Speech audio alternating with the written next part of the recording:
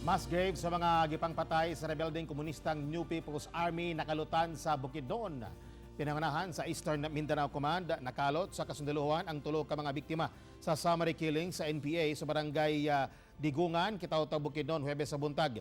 Mismong si Major General Jose Faustino Jr., Commander sa 10th Infantry Division o Colonel Nolasco Mimpin sa 103rd IB ang nanguna sa pagkalot sa mga patay uban ang pamilya sa mga biktima. Mismo mga kanim miyembro sa Komiting Revolusyonaryo sa Munisipalidad o KRM ang nagtugan kung asa gipanglubong ang mga biktima. Ang mga patayng lawas gituhang ila ni Joel Ray Mickey Galandez, usa ka retired policeman, Dionisio Camarulio Havana, usa ka tribal datog Army Sergeant nga si Reynante Havana, Espanya. Ang barangay Digungan kani sentro sa shadow government sa KRM nga galihok sa pantarong range sa tri-boundary sa Bukidnon, Agusan del Sur ug Agusan del Norte.